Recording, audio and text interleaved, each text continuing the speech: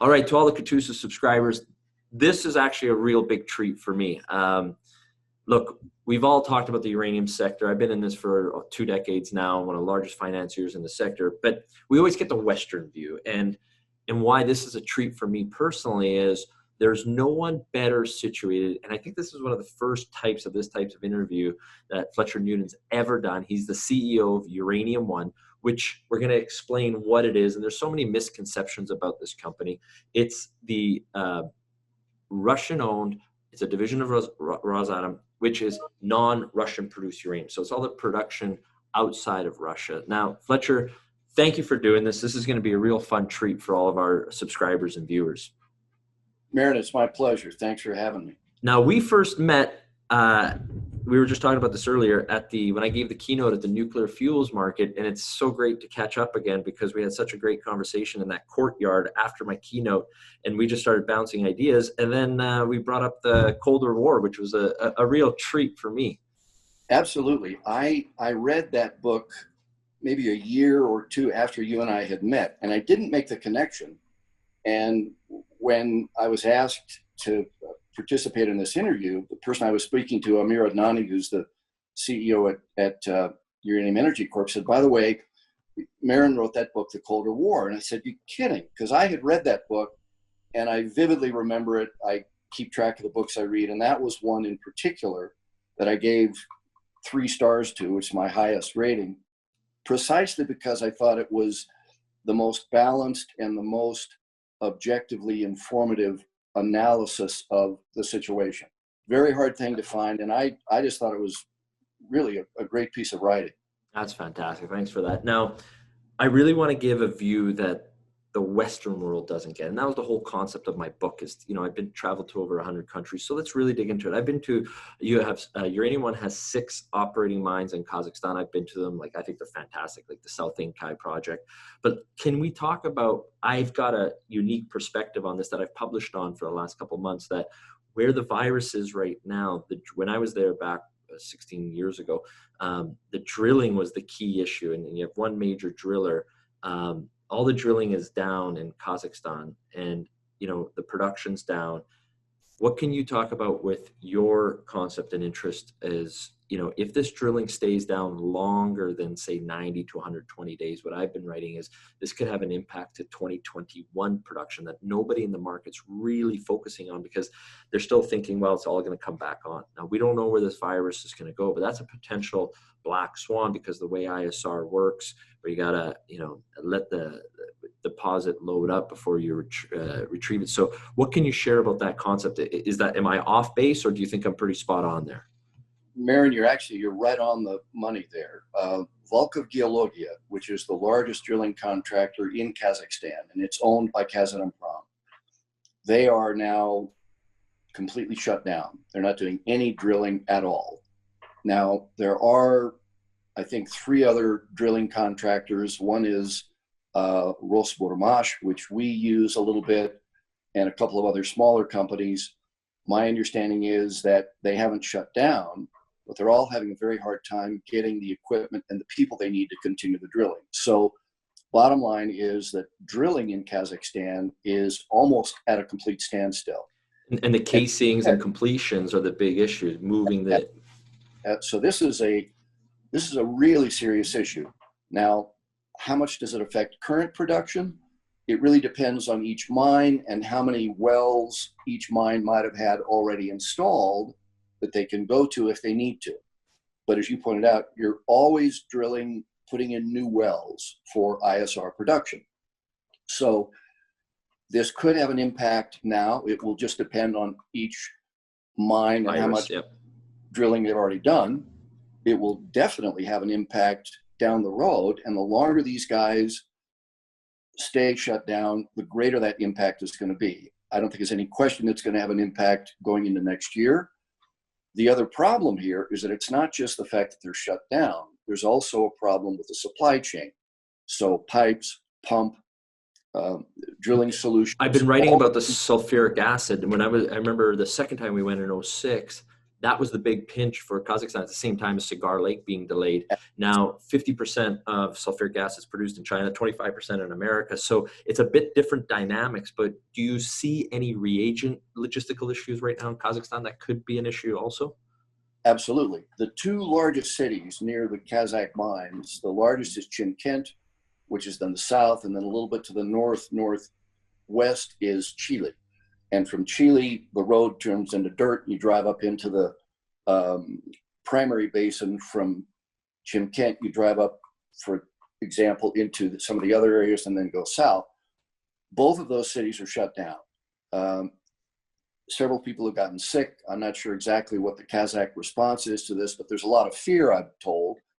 So they're having a hard time getting people out to the sites. You're having a hard time getting food, all the things you need to keep these operations running. All of that now is under the risk of being either completely cut off or slowing down dramatically. So I think the announcement that Kazatomprom made a while back of 4,000 metric tons, about 10 million pounds. I think it's going to be lower than what they anticipate also. I think their production is going to be lower than what they've indicated. And I think you're also going to see lower production, for example, Uranium One share of production. It's certainly going to be lower. Cameco's is going to be lower from Inkai. Orano's production is going to be lower from Catco.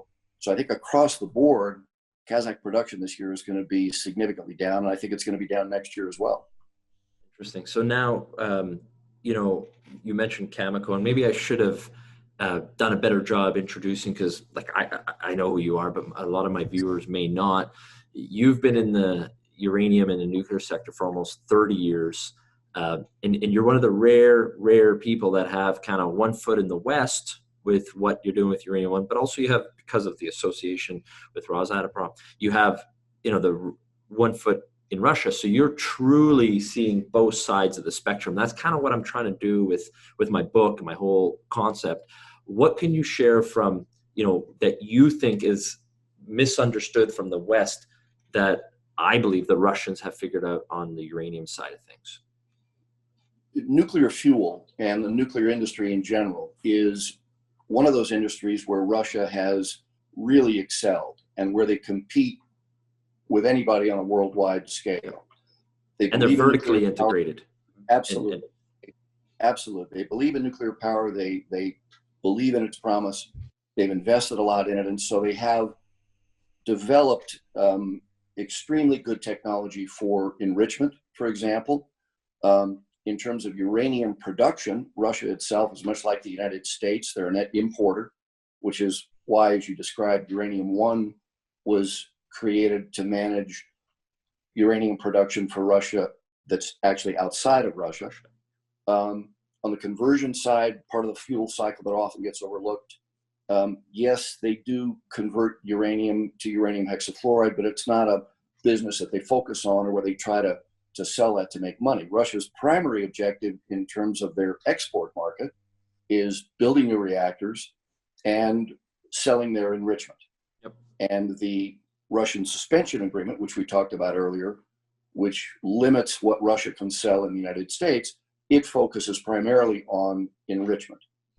So if we could kind of pivot to that, now you mentioned, I've got my own theories about where Cameco's at, and I think Cigar Lake's going to stay offline longer, and because of the ARB opportunity. Now you have very unique insights because you were a Cameco guy. You were the president of the Cameco U.S. operations back in the day, and what Jerry Grandy and the crew before Tim Kitzel, they had a very specific, hey, let's play in the U.S. market. What I find really interesting is in the U.S. side of things, it's kind of like they view the Russians as the bad guys, right? That's just kind of what the view is.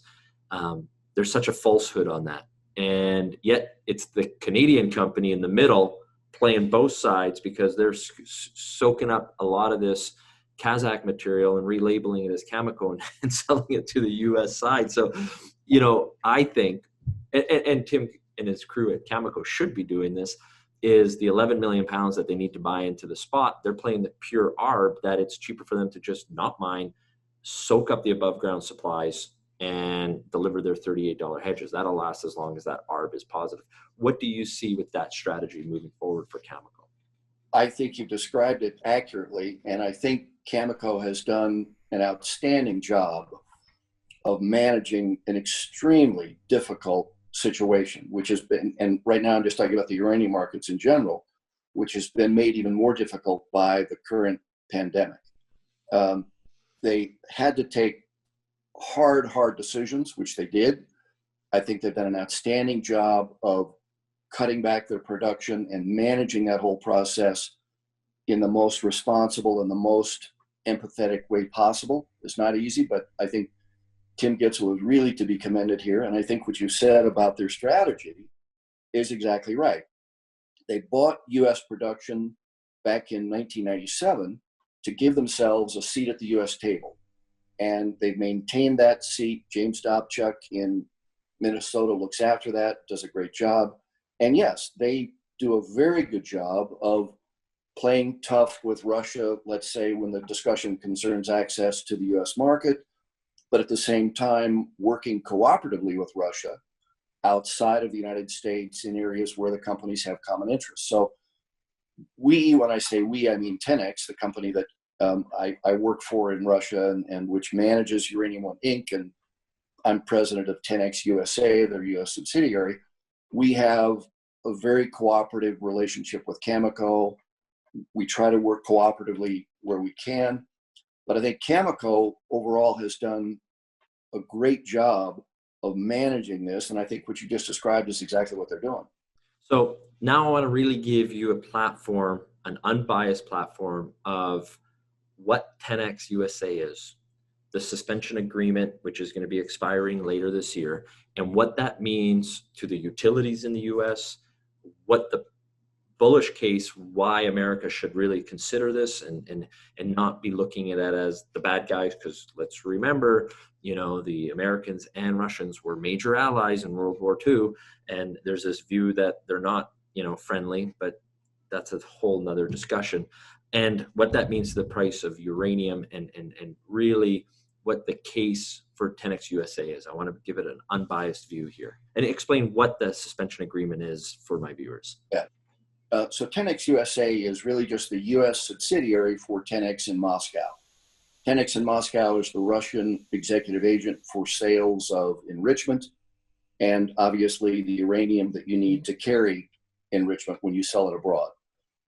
Russia's primary focus, 10X's primary focus, is selling enrichment. They're very good at it. They're competitive at it.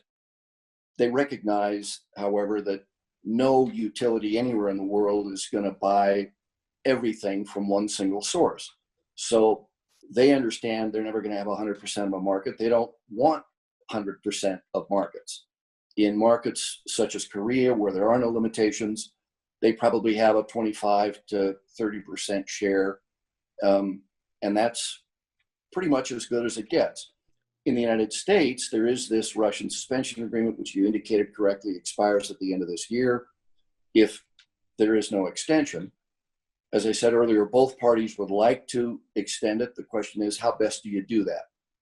10X's approach is that the nuclear utilities are the foundation of the industry, and that we have to make sure they're able to get the fuel they need competitively with management of the risk and diversity of supply, and that if you don't do that, the other parts of the fuel cycle, whether it's uranium production or conversion or enrichment, those are going to go by the wayside. The Department of Commerce in the United States right now is more focused, I think, on just the interests of the front end of the fuel cycle. So that would be the uranium miners, conversion, and the single enrichment facility in the United States, LES it's called, which is down in New Mexico, which is owned by the European consortium Urenco. So we're both concerned about the industry, we being 10X and the Department of Commerce. I think we're just coming at it from a little different perspective. Our concern is that if you focus solely on the miners and the converter and the enricher, you run the risk of creating a situation where nuclear utilities in the United States, which by and large are under tremendous financial pressure now, are going to find it more difficult to keep their reactors operating, and we're likely to see more reactor closures. And that hurts everybody. So our belief is that It would be a good thing to continue the suspension agreement if we could do so under terms that provide the diversity of supply that utilities want, and at the same time recognize that there are other interests we're trying to protect, such as the uranium miners, ConverDyn, LES, to make sure that they aren't left out in the cold as well. That really, in a nutshell, is where we stand right now. And as I say, the parties are negotiating back and forth. We'll see where this goes. So my take on it, you know, going to all these different projects we've all talked about, the 6 mines that Uranium One owns in Kazakhstan, I think that the Americans have to view a point that a diversified supply is the safest long-term approach. And you see that with the supply chains going on right now. So having a diversified, you know, stable output is the least risky way of moving forward. And uranium and nuclear is all about baseload power, which is all about, you know, 1/10 of, you know, 1 in every 10 houses in America is powered by nuclear energy. But there's a stigma against it when it's the most reliable, stable source of power. Hence, it's only logical to have a diversified, stable source of the supply chain. Marin, you're exactly right. Diversity of supply is one of the most important principles for all utilities. At the same time, particularly now here in the United States, there's a renewed focus, as you know, on the importance of domestic industries. And so Department of Commerce under this administration now has taken a much more aggressive stance and indicated that from their perspective, the United States needs to reduce imports of all kinds related to nuclear fuel as a matter of U.S. national security. Now, that's a fundamental change from the past, and it potentially is in conflict with the point you made earlier about the importance of diversity, because it is important to be able to have access to other sources of supply, even if they are outside of the United States. And I think the debate right now is that we have for so long not paid attention to the United States domestic nuclear industry that uranium producers, ConverDyn, the converter, But here's the other reality that no one's talking about. For the last 25 years, there has been essentially a declining or essentially no nuclear or uranium sector in the U.S. So even if you wanted to flick the switches, where, who, how do you do it? And that it's got to be a gradual plan. Exactly. And that really is the point here. I don't think anybody questions the importance of domestic industries. The real key is, how do you accomplish this? And how do you accomplish it now in a way that supports and hopefully helps the U.S. utilities? Because as I say, if the United States utilities continue to close reactors at the rate they've been closing them in the past few years, we're going to have a much smaller fleet. And that reduces demand, and that further undercuts the interest, I think, of the domestic industry. I think they're just going to, after they do this whole study, we saw what the DOE put out today, it's going to come down to what is the safest approach for the end user, which is the American citizen at home in quarantine. Well, it's going to be a diversified matrix, and we'll get there eventually. It's just there's a lot of politics being played right now. Now, before we end, I kind of want to get your perspective and the Uranium One perspective, which really doesn't get a fair voice in the West. I'm going to create 2 scenarios here for you, Fletcher. Let's assume that the virus is controlled. A second wave does not come in the fall. And let's say we kind of get back to normal by, September, August. Like, nobody even knows what normal is anymore. But let's just say we do control this. Where do you see the price of uranium over the next 12 to 24 months in we get back to kind of normal scenario? In the we get back to normal scenario, it's very hard for me to see how prices for both uranium as well as UF6 do not continue to go up significantly. There is now in North America no conversion. Cameco shut down Port Hope. ConverDyn has been shut down for over 2 years now. So there's no primary source of UF6 in the United States. We see the Kazakhs having cut production. We know that the absence of drilling is going to have an impact on future production, potentially current production. We just don't know how much. We know that Cameco has taken its Canadian mines offline. There's a dramatic decrease in primary supply. And it's very hard for me to see how this does not have and continue to have a significant impact both on the price of U3O8 as well as the price of UF6.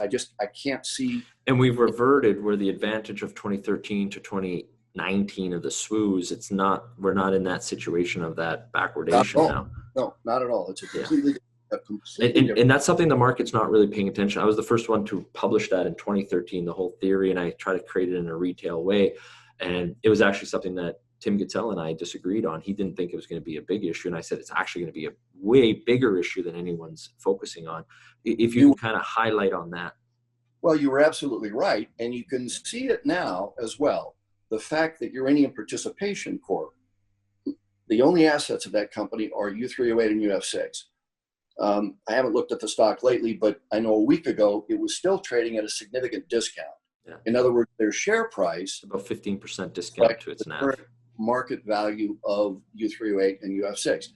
It was exactly the situation when UPC was created. I remember having a discussion when I think uranium prices were $15, and I was asking somebody at Cameco, well, gosh, do you think it's going to go to 20?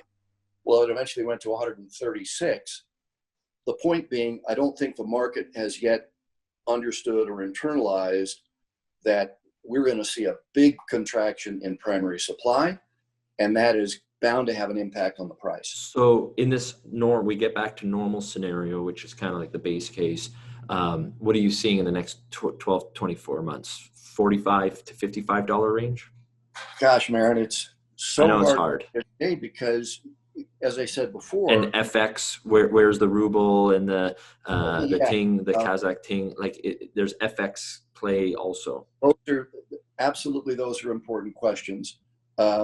The ruble weakened. It has strengthened lately, primarily on news in the oil markets. Same thing for the Kazakh tenge. In terms of where the price could go, I hate to give an exact number because, as I say, back in 2000, I think it was 4 or 5, I was asking people if they thought the price could go to 20, which I thought would be a major increase. And as I say, it ended up going to 136. I don't really know where the price can go, but my sense is clearly that the lows are behind us. There's an awful lot behind it, and I don't see anything right now on the horizon to change that. So let's say the second scenario, which is the moment for everybody who's caught offside on this, is Kazakhstan isn't able to control the virus. A second wave does hit, and the 2021 production scenario that I kind of laid out does happen, and they're not able to get not just the casings but the reagents, and it's going to be delayed. Now, I do believe the Kazakhs are very resourceful. They don't deal with the incredible red tape that you would in Canada or in the US, so they are a resourceful bunch. So I'm not trying to downplay anything they can do, but the reality is if they don't get those wells cased and the reagents in there for the deposit to load up, 2021 could be at risk. What do you see in that scenario? Then I see even more upward pressure on the price. So we go to pre-Fukushima levels? There's certainly an argument for that? It's certainly an argument for that, absolutely. It's we know there's still a lot of inventory out there. We don't know quite how much. There's certainly less now than there was before. But the Kazakhs, as by far the world's largest producer here, have had a tremendous impact on prices for uranium. Well, when you begin to cut that production back and cut it back dramatically over a sustained period of time, and as you pointed out, the longer these drilling contractors are not operating at full capacity, the greater the impact on production and the longer that impact on production. As you said, you can't just snap your fingers and bring these things back. The absence of reagents, the difficulty of shipment. And the natural decline rates of these wells, right? People forget that there's decline rates to this. And that's why you need the drilling company out there to put new wells to keep your overall average head grades at the level you want to maintain. Got to move that fluid. So all of those things now have been slowed down. And it's just very hard for me to see how that does not have an upward impact on the price. We've already seen it. I think we're at $32 now, but I think there's still more upward pressure. And the more news we get out of Kazakhstan, I think the better we'll be able to gauge how much that pressure is. I agree with you. Now, I'm going to totally take this on a side note because you've read my book, so you know my personal interest in President Putin. Have you ever met him? I met him, but before he was president. Oh, okay. So you've been really there for a long time. Back in St. Petersburg when he was working for the mayor at that time. Yeah. Wow. Yeah. Wow. But so that was like 98, 99. Yeah, but I haven't met him since he's been in the office of president. And what was your take back then? Like, I know now your view is probably altered, but back then, was it just, Well, I was very impressed with him, and I frankly continue to be impressed with him. I think he gets a lot of unfair negative press, particularly in the United States. Every year he gives a New Year's Eve greeting to the country. Yeah. And I just sits there for hours and takes questions. Yeah. And I've watched this now for the last, 5 years. And in Russian, I can tell you, he comes across, and I think he is, he's a very sincere, warm character. He's certainly brilliant. Absolutely brilliant. But his image, I think, is not well understood in the West. And when I read English translations of what he has supposedly said, and then I go back and either read it in Russian or hear it in Russian, it has a very different tone. Yeah. He's still generally very popular. Russians, as you know, have a much different approach to the importance of a strong leader as opposed to what we might have in the United States or what we have in Canada. Well, we don't have that in Canada at all. We don't have strong leadership. Well, it's, Americans like this idea, hey, we got to change it all the time. And I think the Russian perspective is more along the lines of, look, if it ain't broke, don't fix it. Yeah. And there is a value to experience. And having a guy in office for a long time does have value. They see it differently. But my point is that I personally am very impressed with Putin. I think he's had to make some tough decisions. He's gotten, again, I think, some unfair press. And I think it's important to remember that Russians look at their leader and expect certain things of their leader using a much different metric than, let's say, might be used in Canada or the United States. And I think you have to kind of look at it through that perspective. What's wild of what you're saying is, like, I know personally, and I've had dinner and sat for hours drinking with some like personal advisors to President Trump, and everything you just said, they agree with. But it's just the way it is. The media is it's its own beast. And that's why it is. And they recognize that. And anytime they want to say anything, that's why there's this whole, I'm trying to be the voice of reason, one of the few people who've been to all of these mines around the world. And, I started cutting my teeth in 2003 in uranium. And, we chatted offline about, the different scenarios here. But, essentially what you want is stability. You want diversity to get to stability. And, the reality here is the Americans have to be honest with themselves and say, we've neglected this industry since essentially the 80s. And it's going to take time, because how can you permit, a uranium mine? It's fine and dandy, but, you really have 4 ISR permitted mines in the US, or 5, and you have 1 mill with the White Mesa, which really needs over $55 uranium to break even with the vanadium credit. So the reality is the situation has been so neglected.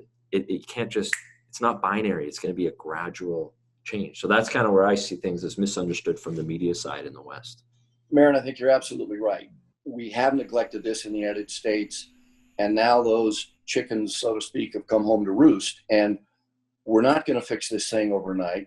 It is going to take time, and we have to recognize that. We have to be patient. Russians, as we spoke earlier, are themselves patient. There's a reason why chess is a national pastime. They tend to look at things in a much longer perspective. I think it's important just to try to understand how they see it. This is not to say you have to agree with it or to say that that's the right approach, but they do take a different approach. And I think if you really want to understand them, it's essential that you at least understand that approach, what's behind it. Then it might make a little more sense, and it may not seem quite as threatening or quite as dangerous. Yep. It's a very misunderstood approach, and I really appreciate you doing this. Something very big for me is to create a very unemotional. To be a successful investor, you can't have emotion. It's about understanding both sides. It's unbiased and just looking at the facts. Fletcher, I do run a large conference that we have about 10,000 investors once a year come to. I really want to get you up to Vancouver to have you give a keynote and really start showing a different perspective, because I think our Western markets really need to be exposed more to it. So, any last comments to my viewers? Yeah, listen, I'd be delighted to just show up at the conference. And if you'd like me to say a few words, I'd be more than happy to. Done deal. I would only tell your listeners, if they haven't read The Colder War, go out and get it and buy it, read it. Because as I say, I thought it was one of the best summaries of the relations between the two countries, where things had gone wrong, and why. And like I say, that's why I gave it 3 stars on my reading list. Thank you so much for that. Coming from you, an industry veteran who runs, Uranium One produces over 10, 11 million pounds of uranium a year. That means a lot. Fletcher, thank you so much for making time to do this. Marin, my pleasure. Thank you.